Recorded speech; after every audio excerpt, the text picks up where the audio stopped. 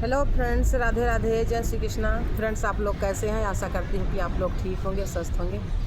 Friends, आज आपके बीच में बहुत सुंदर एक बेटी विवाह गीत लेके आई हूँ। आप लोग सुनिएगा और प्यारा प्यारा कमेंट कीजिएगा। इसमें शादी ब्याह का सीज़न है। कई फ्रेंड्सों का कमेंट था कि दीदी आप विवाह गीत सुनाइए, तो आप लोग विवाह गीत सुनिएगा और प्यारा प्यारा कमेंट कीजिएगा। हमारे चैनल पर नए होंगे तो मेरे चैनल को सब्सक्राइब अवश्य कीजिएगा, क्योंकि आपका प्यार दुलार आपका हमारे लिए यही हिम्मत बढ़ाता है और मेरी ताकत बढ़ाता है। इसलिए आप लोग अपना प्यार दुलार बरकरार रखिए। कि नदिया किनारे बापा किसका बाजन बाजे, किसका बाजन बाजे, अरे किसने हरने आए बारात रे ललनवा, अरे किसको हरने आए हैं बारात रे ललनवा। नदिया किनारे बेटी तोरा बाजन बाजे, अरे तुझको हरने आए हैं बारात रे ललनवा, अरे तुझको हरने आए हैं बाराती रे ललनवा।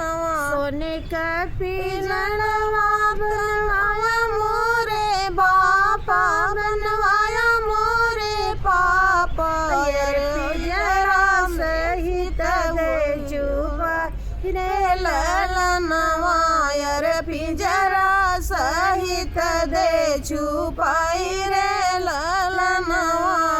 मेरा ससुर बेटी चतुर चलाक, अरे चतुर चलाक, अरे पिंजरा सहित ले जाई रे ललनवा, अरे पिंजरा सहित ले उड़ाई रे ललनवा।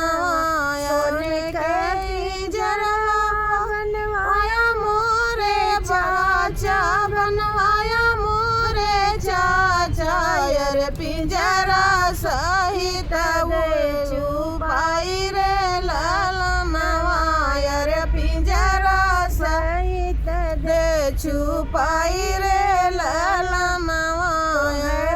देवर बेटी चतुर चलाक, अरे चतुर चलाक, अरे पिंजरा सहित ले उड़ाई रे ललनवा, अरे पिंजरा सहित ले उड़ाई रे ललन।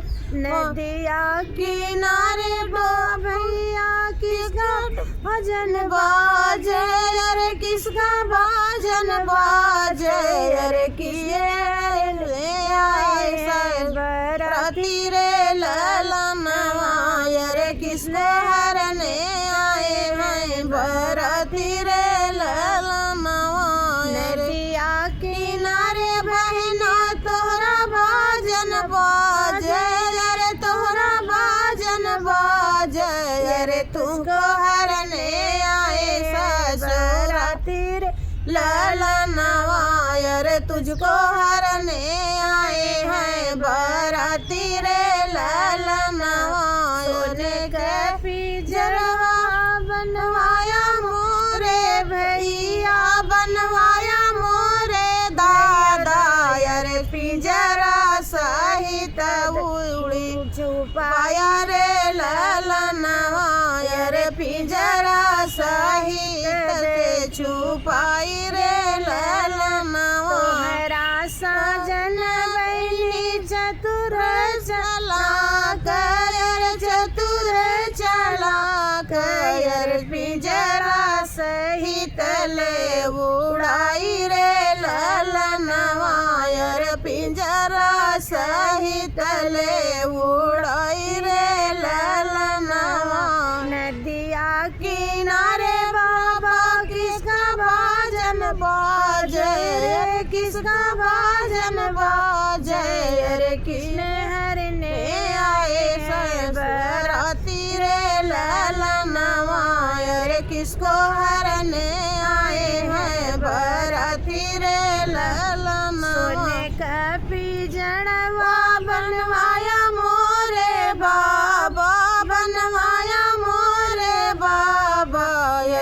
पिंजरा सहित ले उपाई रे ललनवा रे पिंजरा सहित दे छुपाई रे ललनवा जेठ बहनी बेटी चतुर चालाक चतुर चालाक पिंजरा सहित ले उड़ाई रे ललनवा रे पिंजरा सहित ले उड़ाई रे ललन कैसे के रवे बाबा तो